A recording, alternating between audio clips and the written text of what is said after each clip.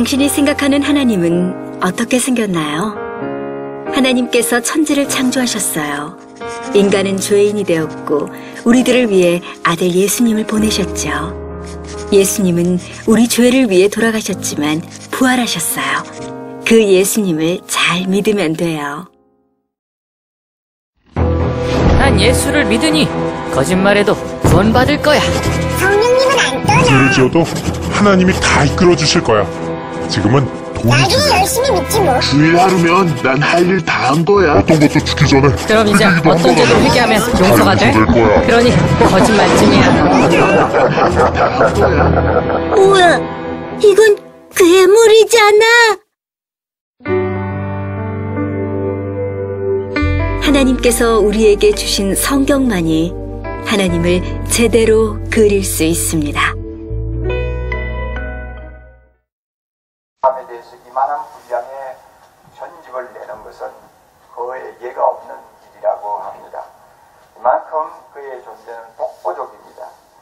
그가 코네티커트주에서 제일 큰 노삼톤교회라고 하는 교회에서 목회를 했습니다. 그런데 그 그 교회에서 한 23년 열심히 목회를 하고 난 다음 40대 후반에 갑자기 그 교회에서 쫓겨났어요.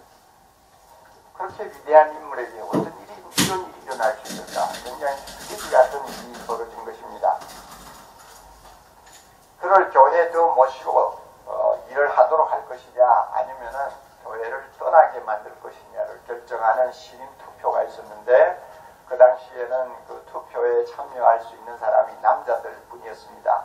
남자에게만 투표권이 주어졌어요.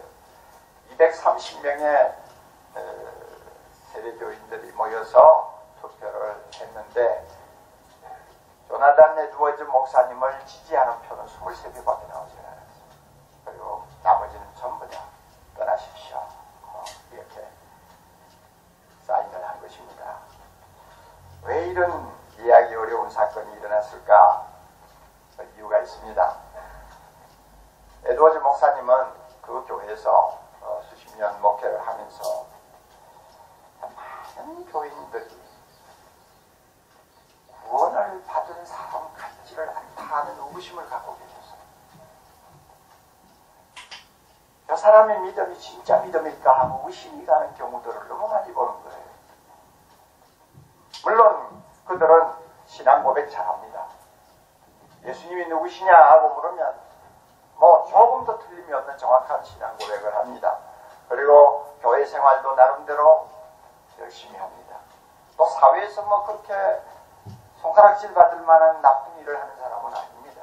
그럼에도 불구하고 에드워즈 목사님이 볼 때는 참 신앙을 가진 사람인지 아닌지를 혼돈한다는 구별하기가 어려울 정도로 혼돈이 되는 거예요. 요즘 사스 환자가 생기면 정확하게 사스에 걸렸는지 걸리지 않았는지를 알지 못할 때는 의심 환자로 분류해가지고 격리시키잖아요. 에드워즈 목사님도 자기 교인들을 놓고 어떤 사람들은 의심 성도로 아예 분류를 해놓은 것입니다. 그리고 정말 이 사람이 예수 믿는 사람이냐? 적어도 예수를 믿는다면 세상 무엇보다도 하나님을 더 사랑하는 마음을 가진 사람이라는 것이 뭔가 드러나야 되는데 그런 점에서는 별로 표가 안 난다고 이야기합니다. 그런데 그럼에도 불구하고 이런 사람들에게 당신은 예수 믿으니까 틀림없이 구원받습니다 하고 교회가 확신을 시켜주는 것은 이것은 위험한 일이라고 그런 판단을 했습니다. 잘못하면 그들의 영혼을 망칠 수 있기 때문입니다. 그래서 고민하다가 그는 드디어 칼을 빼들었습니다. 그 당시에는 성찬을 한 달에 한 번 이상씩 자주 했습니다. 그리고 성찬에 참여한다는 것을 굉장히 영광으로 생각을 했습니다. 그런데 에드워즈 목사님이 성찬에 참여할 수 있는 조건을 아주 강화시켰어. 아무나 함부로 참석하지 못하도록 선을 그었어요. 신앙 고백 잘한다는 그것 가지고 안 돼요. 안 되고 정말로 예수님을 알고 나서 크고 갈목할 만한 지속적인 변화를 체험한 사람입니다. 속 사람이 정말 변화된다는. 그래서 예수님 앞에서 자기의 죄가 얼마나 무섭고 얼마나 하나님의 저주를 받을 죄인인가를 통달하면서 회개한 경험을 가지고 그리고 예수님만이 진정 나의 구주요 나의 하나님이라는 사실 때문에 그 사실 때문에 무릎 꿇고 감격하면서 주님 앞에 엎드려온 경험이 있는 사람이야. 이런 걸 가졌어요. 그런 내적인 변화와 체험이 있으면 성찬에 참여시키고 없으면 참여 못하도록 만들었어요. 그러니까 이제 교인들이 반발하기 시작한 것입니다. 한 2, 3년 갈등을 하고 실험을 하다가 결국 그 교회에서 쫓겨나고 마는 거예요. 어떻게 보면 에드워즈 목사님이 그들의 신앙을 의심한 것이 타당했다는 것을 증명하는 것이죠. 당시 청교도 신학을 따르는 교회들 중에서는 이 구원에 대해서 굉장히 엄격한 잣대를 들이대는 경우가 많았습니다. 현대 교회 같으면 우리 어떻게 합니까? 사용리 가지고 전도하잖아요. 자, 자매님, 하나님이 당신을 사랑합니다. 자, 여기서부터 시작해서 복음을 제시합니다. 전도 폭발 나가서도 마찬가지죠. 복음을 제시합니다. 그리고 나서 형제님, 예수 그리스도가 당신의 구원자 되심을 믿겠습니까? 예, 믿어보죠. 그러면 저희 기도를 따라 하시겠습니까? 예, 하죠. 그래가지고 기도 따라 하고 아멘하고 나면 우리는 뭐라 그럽니까? 자, 축하합니다. 당신은 예수 믿었습니다. 당신은 하나님의 자녀가 되었습니다. 하나님께서는 당신에게 영원한 영생을 선물하셨습니다. 할렐루야! 우리 이렇게 하잖아요. 그런데 에드워즈 당시의 사람들은요, 이런 식으로 구원을 쉽게 파는 것은 하나님의 은혜를 모독하는 것으로 보았습니다. 어떻게 자신이 죽을 죄인이요 구원이 필요한 죄인이라는 사실을 가슴 뜨겁게 절감하지 못하는 사람에게 당신 구원받았다는 말을 어떻게 할 수 있느냐 하는 이야기입니다. 예수 그리스도가 정말 나에게 필요하다는 것을 아직도 깨닫지 못한 사람들에게 예수님은 당신을 구원하셨습니다 하는 말을 어떻게 함부로 하느냐고 말이에요. 그것은 하나님의 복음의 은혜를 모독하는 것이다. 있을 수가 없다. 그들은 그렇게 생각을 했습니다. 그래서 정말로 내가 구원을 받으려면 교회를 다니면서 예배에 열심히 출석하고 말씀도 열심히 공부하면서 내가 구원받기를 사모하고 실험해야 된다고 그들은 주장했습니다. 천국은 침노하는 자가 빼앗느니라 말씀처럼 정말로 구원받기 위해서 노력하고 전심을 다하는 자가 구원받는 거예요. 그래서 교회를 열심히 다녀요. 설교를 열심히 들어요. 말씀을 들어요. 그러다가 어느 날 갑자기 성령께서 그 사람의 마음에 빛을 비추어 주었습니다. 진리를 깨닫는 눈이 열리게 하시고 그렇게 깨닫고 보니 내가 얼마나 하나님 앞에 무서운 죄인이요 하나님의 무서운 진노를 피할 수 없는 참 저주받은 존재라는 것을 확연하게 깨닫게 되는 거예요. 그리고 십자가의 주님 앞으로 달려가서 그 주님을 붙들고 주님, 나는 죄인입니다. 나를 구원해 주옵소서. 내가 주님을 믿습니다.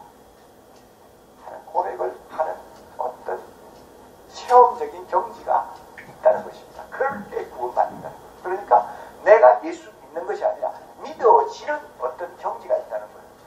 하나님의 은혜로 자연스럽게 안 믿을 수가 없는 믿음을 갖게 되는 경지가 있어야 그 사람이 예수 믿는 사람이라고 말할 수 있다는 것입니다.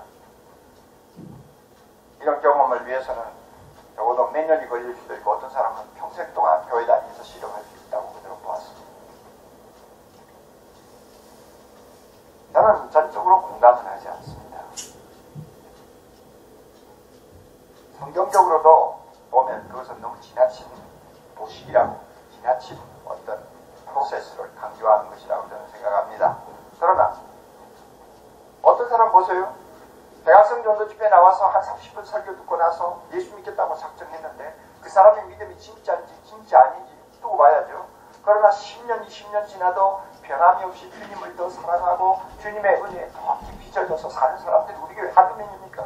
그러니까 꼭 그렇게 막 몸부림을 치면서 뭐 실험을 해야 구원받는다. 이것은 좀 동의합니다. 그러나 어떤 사람은 정말로 평생 동안 실험해서 겨우 구원 얻는 믿음에 이르는 사람도 있습니다. 이 가운데 그런 분들이 계실지 몰라요. 아직도 교회는 나오지만은 솔직히 에드워즈가 말한 것처럼 크고 괄목할 만한 지속적인 변화가 그 내면에 일어나는 체험을 아직도 못하고 있는 분들도 계실 거예요. 이런 사람도 있을 수 있어요. 그러니까 반은 동의하고 반은 동의 안 하는데요. 그러나 제가 한 가지 공감하는 것이 있습니다. 뭐냐면 우리가 예수 믿고 구원받는 것을 너무 쉽게 이야기를 하면 엉터리 신자가 많이 나올 수 있다는 사실입니다.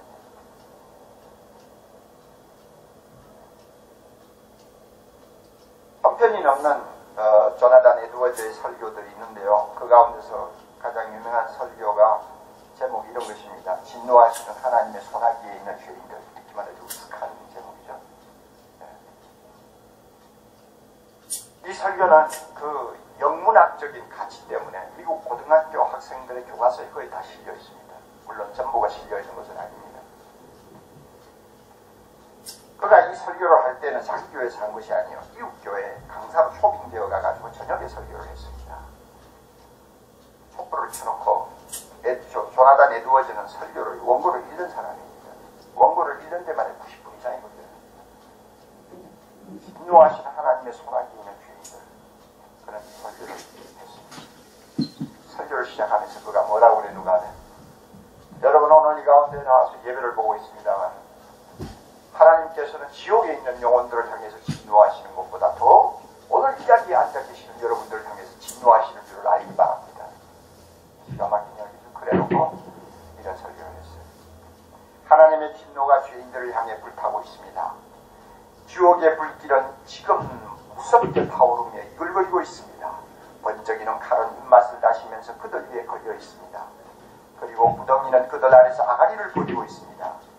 당신이 지난밤에 지옥으로 가지 아니한 것, 당신이 잠을 자려고 눈을 감은 후 이 세상에서 다시 눈을 뜬 것, 당신이 아침에 일어난 후 지옥에 떨어지지 아니한 것, 당신이 지금 하나님의 집에 들어와 앉은 후 그의 엄숙한 예배에 참석하는 죄악되고 싹된 태도에도 불구하고 지옥에 가지 않는 것을 설명할 수 있는 길은 하나님의 손이 당신을 붙들고 있다는 것 외에는 아무것도 없습니다. 그러나 하나님이 손을 거두시면 떨어지는 바위돌을 거미줄이 멈추게 할 수 없는 것 같이 여러분은 즉시 굴러떨어져 지옥의 믿없는 구덩이로 빠져 들어갈 것입니다.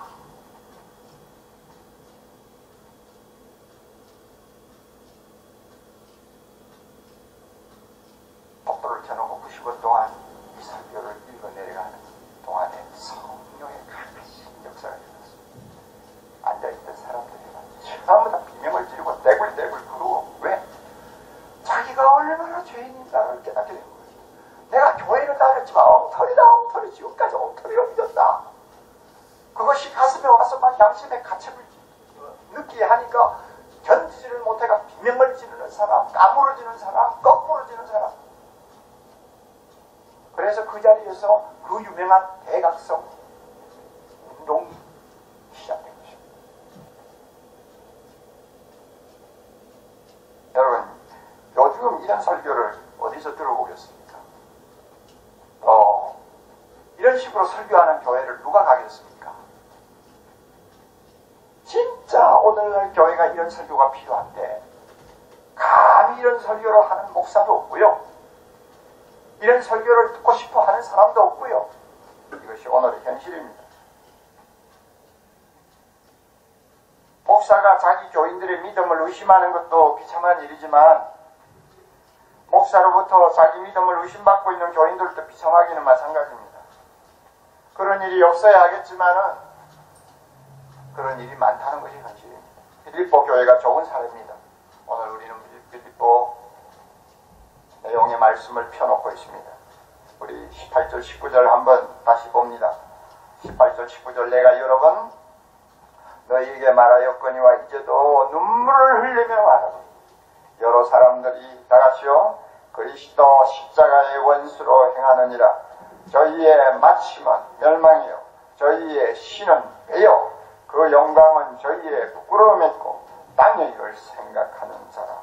듣기만 해도 읽기만 해도 가슴이 오싹해지는 내용입니다.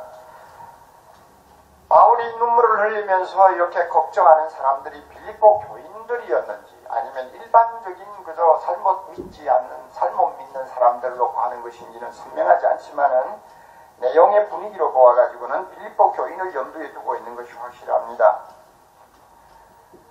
바울은 빌립보 교회 안에 바른 신앙을 갖지 못한 사람들이 들어있다는 것을 여기서 인정하고 있습니다. 그들의 신앙 고백이 잘못됐다고 여기서 지적하지 않습니다. 그들이 교회 생활을 잘못하고 있다고 지적하지 않습니다. 무엇 때문에 그러면 바울이 그들을 놓고 근심하고 눈물을 흘리며 안타까워하느냐? 그 이유가 지금 우리가 읽은 본문에 나와요. 저희의 신은 배요. 그 영광은 저희의 부끄러움에 있고 땅의 일을 생각하는 자라. 현대 성경 번역에는 우리에게 좀 더 마음에 와 닿는 번역을 하고 있습니다. 그들은 욕망을 하나님처럼 섬기고 수치스러운 것을 대단한 것인 양 자랑하는 자들이다. 그들은 오직 이 세상 일에만 마음을 쓰고 있다. 이렇게 번역을 했습니다. 여러분, 우리가 이런 말씀을 들으면 아니 진짜 뭐 교회를 다니는 사람이 이런 사람이 몇 명이나 되겠냐. 아니 뭐 예수를 그런 대로 믿고 뭐 새벽에도 나오고 저녁에도 나오고 뭐 그래도 뭐 다락방에도 나간다고 하는 사람들 중에 뭐 이런 사람이 몇 사람이나 되겠느냐. 우리가 이렇게 물을지 모릅니다만은 우리가 다 겉으로 보아가지고는 그 사람을 판단하기 어렵지 않아요? 내면을 보시는 하나님 앞에서는 이런 사람들이 있어요. 2000년 전에도 그랬고 오늘 현대교회도 마찬가지입니다. 심지어 목사 세계도 이런 사람이 있고요. 다 있어요. 그러므로 이건 남의 이야기가 아니에요. 바울은 너무 안타까워서 여러분 너희들 그런 식으로 신앙생활을 하면 망한다 하고 경고하면서 권면했습니다. 그러나 그들은 듣지를 않았어요. 듣지를 않고 있으니까 바울이 그들을 생각할 때마다 눈물이 솟았어요. 그래서 지금 이 편지도 눈물을 흘리면서 편지를 쓴다고 그랬습니다.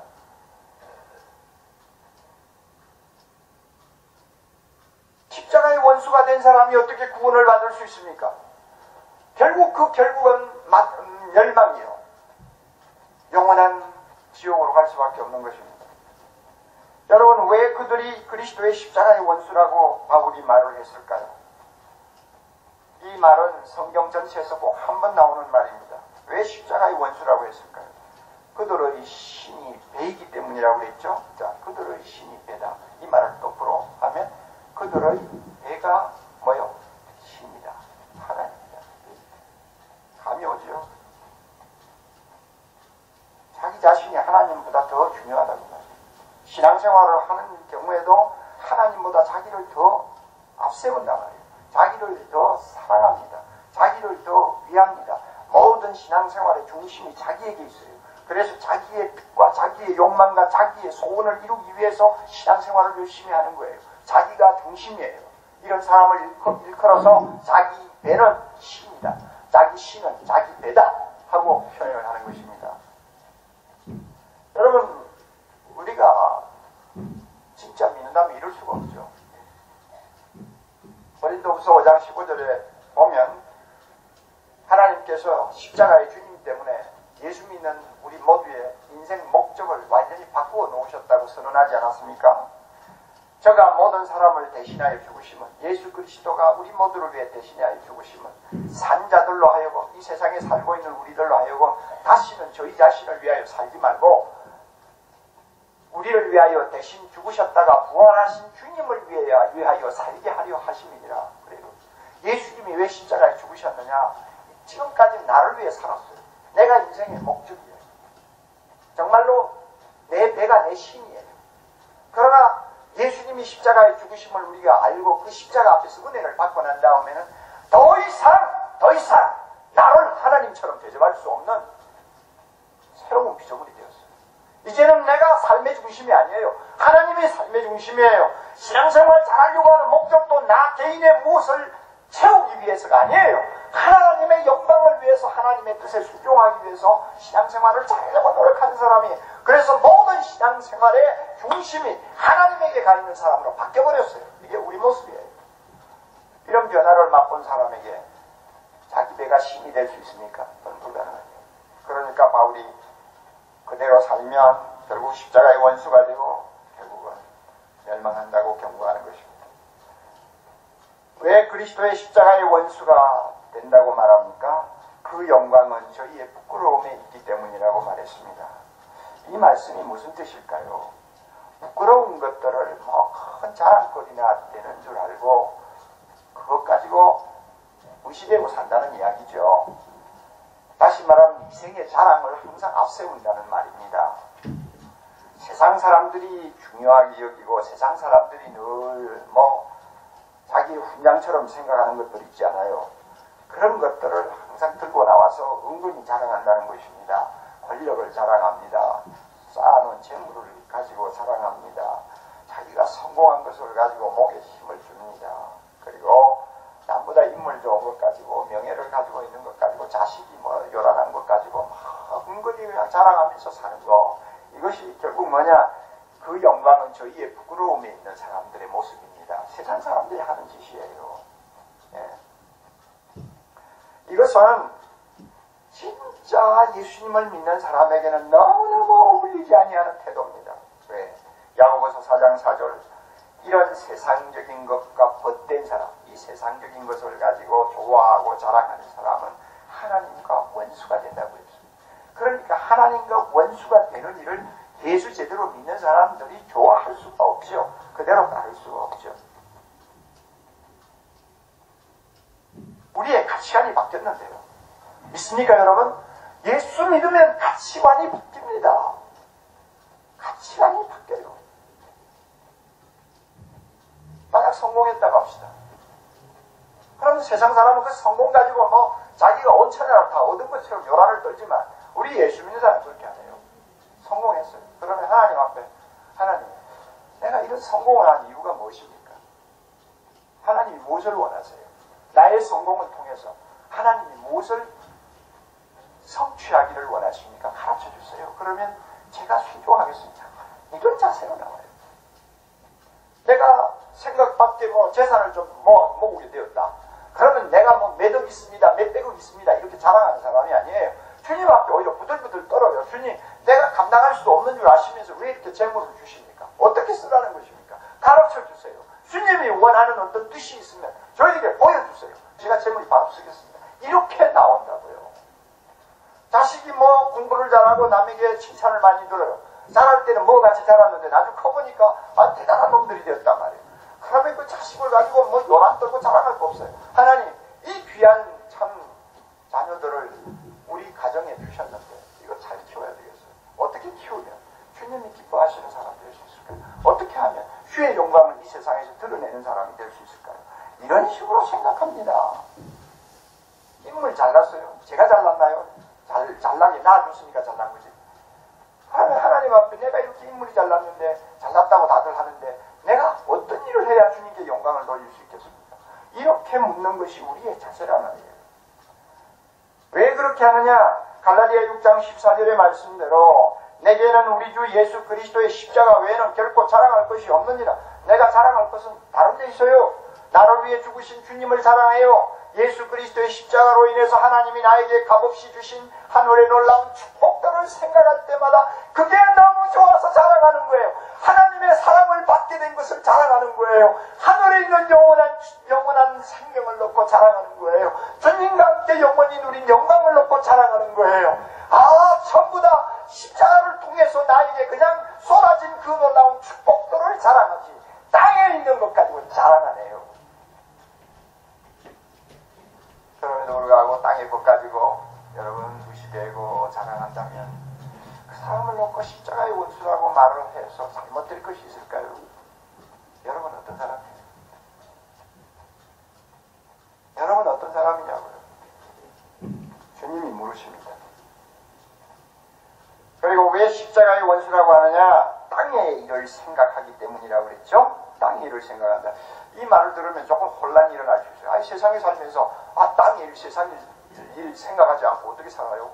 새벽부터 저녁까지 직장에 가서 호덕이는데 자기가 맡은 일을 하다 보면 온통 세상 일만 생각하는데 그것이 십자가의 원수의 행동이라고 한다면 도대체 누가 건전하게 예수 믿을 사람이 있느냐고 우리가 그렇게 오해할 수 있습니다. 그러나 그것은 지나친 생각이에요. 세상 일을 생각하는 자체를 문제 삼는 것 아닙니다. 우리는 세상에 살면 세상 일을 생각해야 됩니다. 어떤 때는 복잡하게 생각하고 연구하고 정말 잠을 자지 못하고 고민할 때도 있습니다. 이것이 잘못된 거 아니에요. 우리가 하루에 5만 가지 이상의 생각을 한다고 그러는데 5만 가지가 아니라 10만 가지라도 생각을 해야죠. 이게 문제가 되는 거 아닙니다. 자, 여기서 이야기하는 내용은 뭐냐? 생각의 기움. 생각이 어느 쪽으로 기우느냐? 생각의 경향, 생각의 습관. 또 말을 바꾸면 생각의 중심이 어디에 있느냐. 이걸 지금 놓고 이야기하는 거죠. 가만히 있을 때 생각이 어느 쪽으로 잘 기우느냐. 어느 쪽으로 자연스럽게 생각이 돌아가느냐. 이걸 이야기하는 거예요. 나침판 있잖아요. 나침판은 항상 북극섬을 향합니다. 가만히 두면 자연히 흘러갑니다. 자연히. 이게 나침판의 기능이요, 성향입니다. 예수 믿는 자의 사고의 성향은 어떻느냐? 가만히 있으면 위로 가게 돼 있어요. 할렐루야. 가만히 있으면 예수님 생각하게 돼요. 믿습니까, 여러분? 예. 가만히 두면 항상 거룩한 것을 좋아해요. 이게 예수 믿는 사람의 사고요, 생각입니다. 생각이라는 것은 사물을 의식하는 방법입니다. 생각은 감정을 유발하고 그 감정은 행동의 동기를 제공합니다. 그러므로 무슨 생각에 사로잡혀 있는 사람인가, 그 생각의 중심이 무엇인가를 가지고 그 사람이 어떤 사람인가를 압니다. 그 사람의 이름이 그 사람이죠. 마찬가지로 그 사람의 생각의 중심은 바로 그 사람이에요. 연인들은 날마다 그 생각이 항상 사랑하는 자로 달려갑니다. 맞아요. 예. 그런 의미에서 생각은 뭐냐? 마음의 여행객입니다. 마음의 여행객이 생각이에요. 그래서 내 마음이 가면 생각이 그냥 따라가 버립니다. 마음이 있는 곳에 생각이 있습니다. 생각이 있는 곳에 마음이 있습니다. 그래서요, 헨리 스쿠갈이라고 하는 사람은 의미 있는 말 한마디를 했습니다. 한 영혼의 가치와 탁월성은, 그러니까 한 영혼이 얼마나 가치가 있고 탁월하냐, 그것을 알아보려면 그 영혼이 무엇을 사랑하는지 그 대상을 알아보면 된다 그랬습니다. 그러므로 예수 믿는 사람은요, 달라요. 가만히 두면요, 자연히 하늘로 향하게 돼 있어요. 거기에 사랑하는 누가 계십니까? 누가 계세요? 예수님이 계세요. 예수님 내 마음이 계시는데, 맞아요. 그러면 자연히 내 생각이 주님 계시는 마음으로 가요. 예수 믿는 사람은 거룩한 것을 좋아하게 돼 있어요. 신령한 것을 사모해요. 진리를 사모해요. 자연히 우리의 생각은 그리로 가게 돼 있어요. 이게 예수 믿는 사람의 사고의 성향인데, 빌보에 있는 여러 사람들은 가만히 있으면 항상 땅의 것만 생각해요. 땅의 것 생각하지 날마다 하는 소리가 땅의 소리만 하는 거예요. 우리가 예수 믿고 나서 성령이 우리 마음에 와 자리를 잡으셨습니다. 그래서 성령이 우리의 생각을 바꾸어 놨어요. 왜냐하면 육신의 생각은 하나님과 원수가 된다고 로마서 8장에 이야기했습니다. 하나님과 원수가 되는 생각을 가지고 평생 살면서 예수 믿는다 주여 주여 하도록 내버려 두지 않아요. 우리의 생각을 완전히 바꿉니다. 바꿔요. 더욱이 우리가 땅의 것을 몰두하게 생각한다든지 몰두할 수 없는 이유를 20절, 21절에 더 구체적으로 밝혀놓고 있습니다.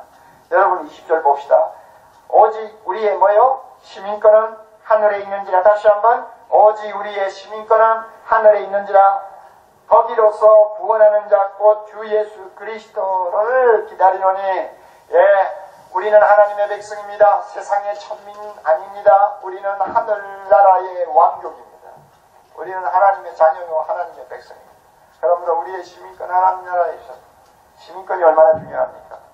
옛날 로마 당시에는요, 로마 시민권을 가졌다고 하면 굉장한 것으로 인정을 했습니다. 그래서 식민지에 있는 사람들이 로마 시민권을 얻기 위해서는요, 엄청난 거금을 주고 사든지 아니면 21년 동안 군복무를 해야 돼요. 21년 군복무하고 얻는 게 시민권이에요.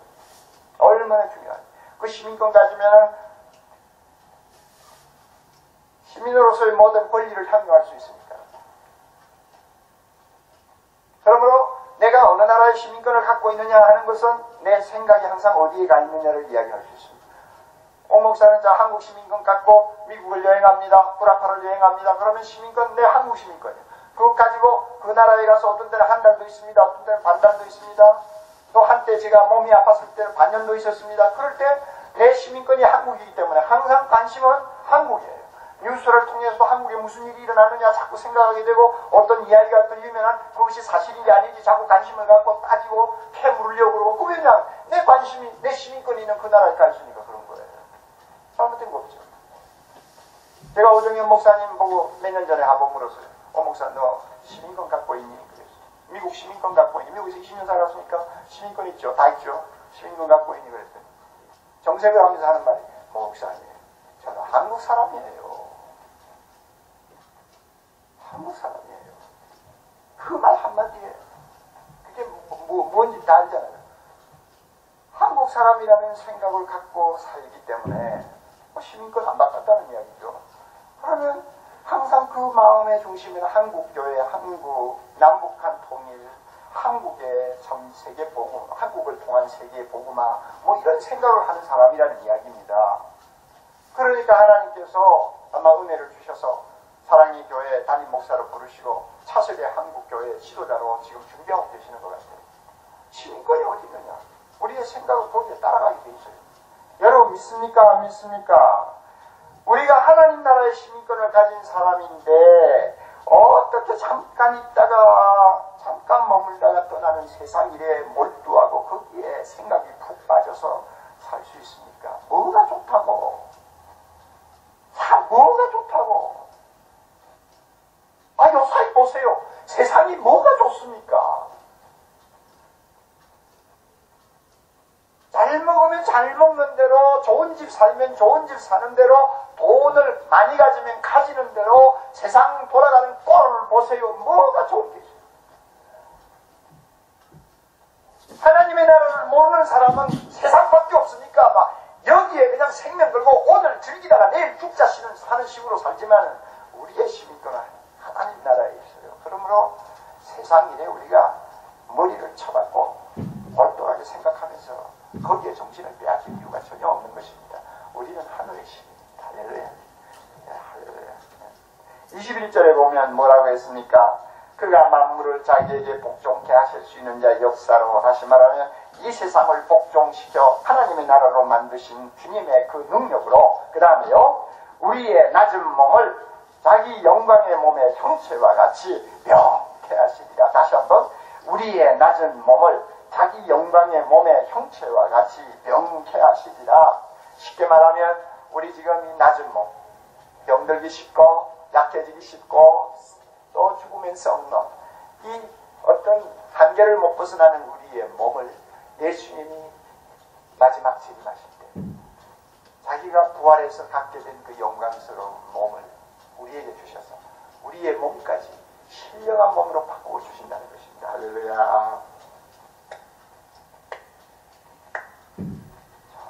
좋지요. 참 좋지요. 그 생각하면 얼마나 좋은지 몰라요. 그날 내 모습이 얼마나 멋질까.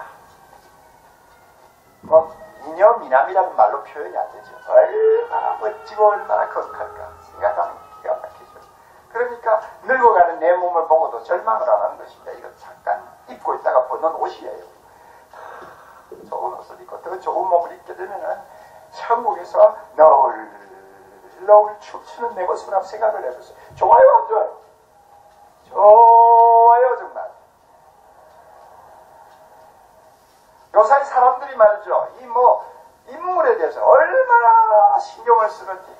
얼굴이 잘났으면 얼짱이고, 몸이 잘났으면 몸짱이고, 뭐 이러면서 말이죠. 예? 뭐 여러분 어느 채널 그 텔레비에 그런 기사가 나왔잖아. 도전, 신데렐라 프로그램이라고 해가지고, 100일 동안 5천만 원 상당의 성형수술을 해가지고, 정말로 그 몸을 완전히 황골탈퇴시켜 주겠다. 그렇게 선전해가지고 사람들을 모았는데 4,000명이 넘는 여자들이 모였다죠. 그러니까 세 사람이 뽑혔어요. 그 사람이 이제 한 100일 동안 죽어날 거예요. 이제 얼마나 아름답게 변할지는 모르지만 죽어날 거예요. 그래가지고 공짜로 해준다니까 얼굴 다 맡길 거 아니에요. 몸 다 맡길 거 아니에요. 나중에 뭐가 돼서 나올지 모르지만 사람들이 그만큼 자기 외모에 대해서 신경을 쓰는 세상이 되어버렸습니다. 그래서 그런지 여자 가운데 68%가 외모에 의해서 인생의 성공과 실패가 좌우된다고 믿고 있어요. 큰일 날 생각을 하고 있는 거예요. 그리고 미혼 남자 57%가 경쟁력 있는 외모를 갖추기 위해서 자기 월급을 다 털어넣는다고 그래요. 세상이 어떻게 이렇게 돼가는지 모르겠어요. 물론 뭐 인물이 좀 좋으면 좋지요. 보기도 좋고요. 유리하지요. 또 뭐 보기에 그냥 매력이 있으면 아무래도 좀 좀 있죠.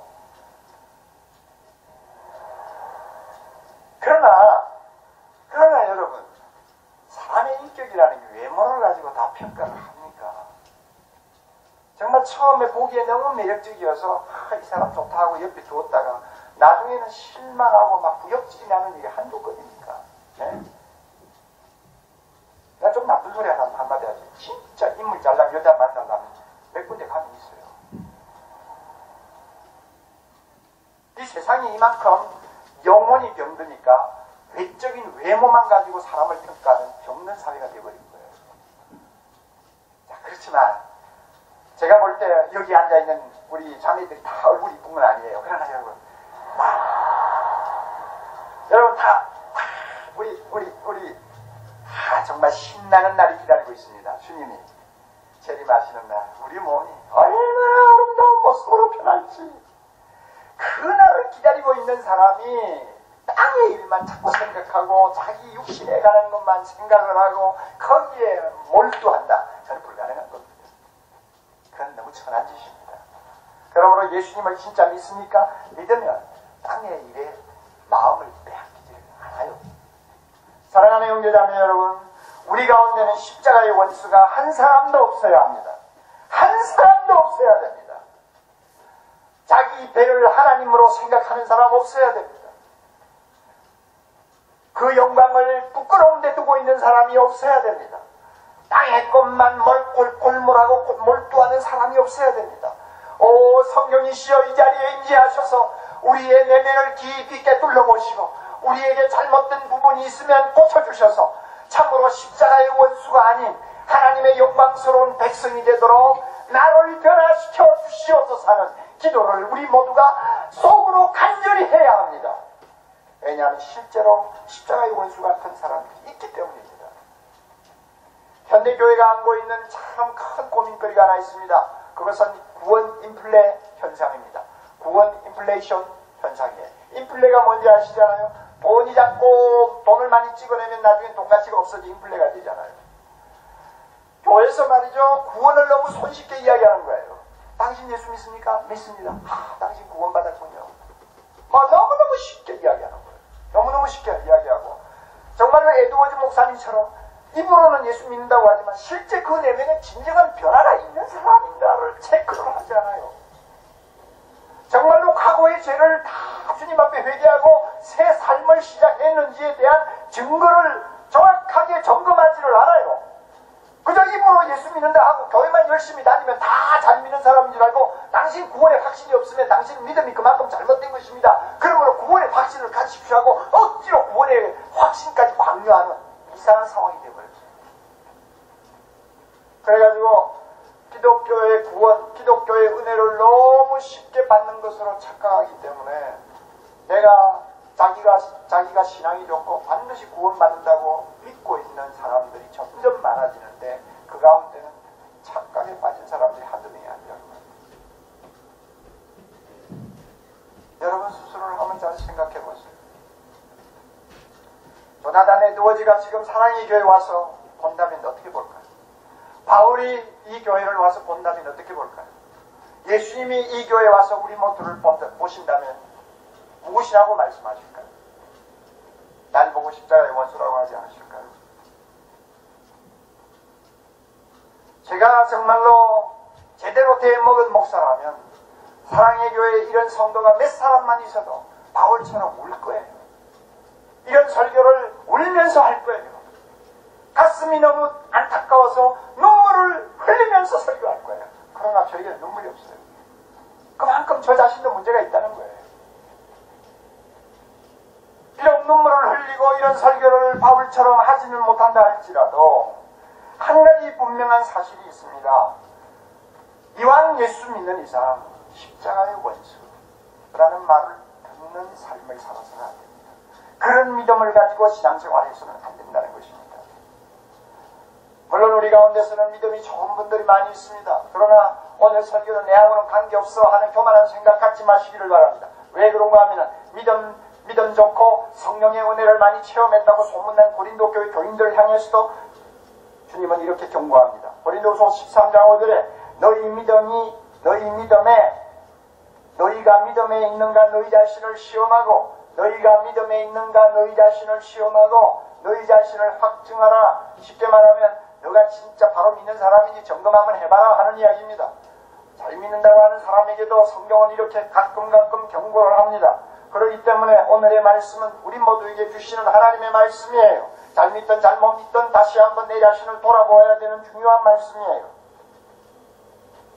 여러분, 우리 모두가 알아두어야 합니다. 날마다 입으로 주여 주여 하고 뭐 천국 이야기하고 영생 이야기하고 예수 믿으십시오 하는 말을 하는 사람이 겉으로 늘 생각이 땅의 것에 집중되어 있다. 정말 천해지는 거예요. 세상 것과 자라간다. 정말 유치한 거예요. 항상 자기만 생각한다. 정말 처절한 모습이에요. 우리 그래서는 안 돼요. 여러분, 우리가요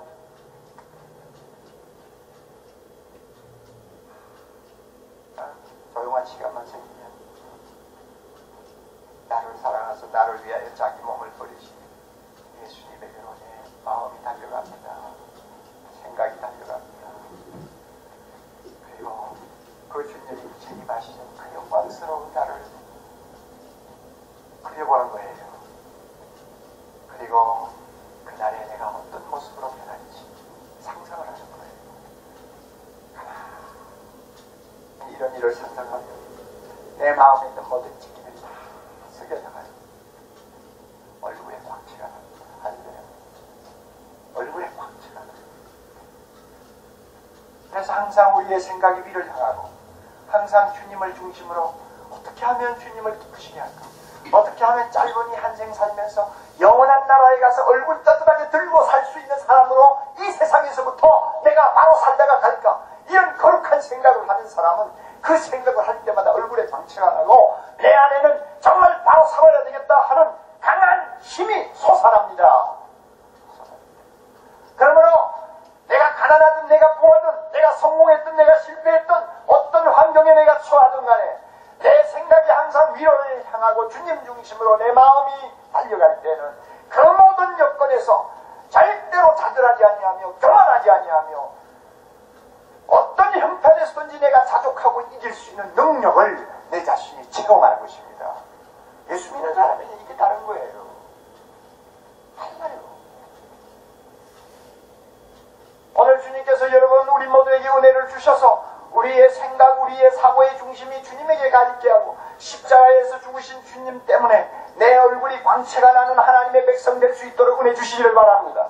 그리고 내가 어떤 형편에 있든지 항상 주님 모시고 주님 생각하고 살기 때문에 그 어려운 형편도 찬송하며 감사하면서 극복하고 나가는 나의 모습을 통해서 세상의 모든 사람들 우리를 보고 감동을 받는 하루하루가 되기를 바랍니다. 이게 예수 믿는 사람이에요.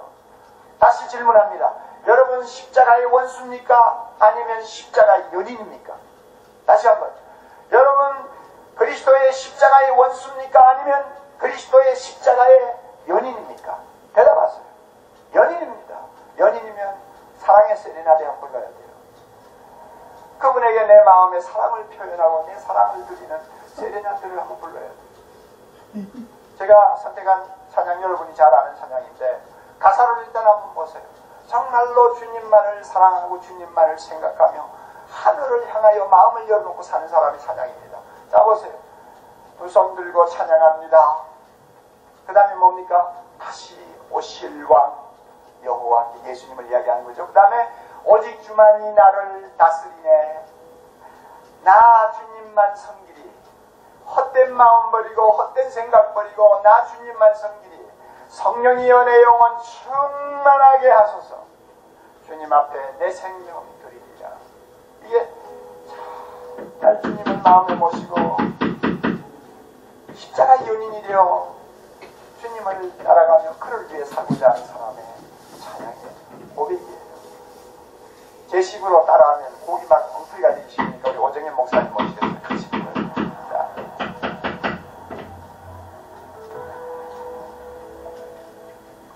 항상 나오세요. 같이 하세요. 나 주님만을 섬기리. 나 주님만을 섬기리. 헛된 마음 버리고 헛된 마음 버리고 성령이여 내 영혼 성령이여 내 영혼 충만하게 하소서 충만하게 하소서 주님 앞에 주님 앞에 내 생명 드리리라. 두 손 들고 찬양합니다. 마음을 다하여 말씀드린 대로 두 손 들고 찬양합니다. 찬양합니다. 다시 오실 분 다시 오실 왕 여호와께 오직 주만이 오직 주만이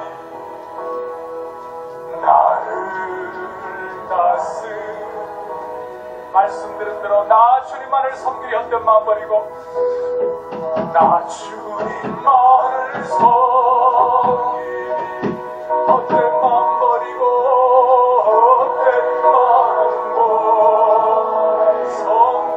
성령이여 성령이여 내 영혼 충만하게 하소서 충만하게 하소서 주님 앞에 주님 앞에 내 생명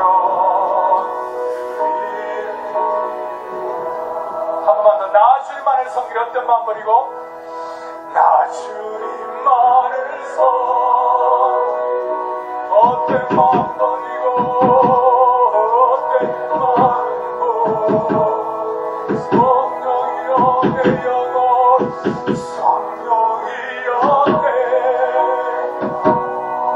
충만하게 충만하게 하소서 주님 앞에 주님 앞에 내 생명 드리라. 다시 한번 두 손 들고 나 주님만을 나 주님만을 섬기리 헛된 마음 버리고 성령이여 내 영혼 아멘 아멘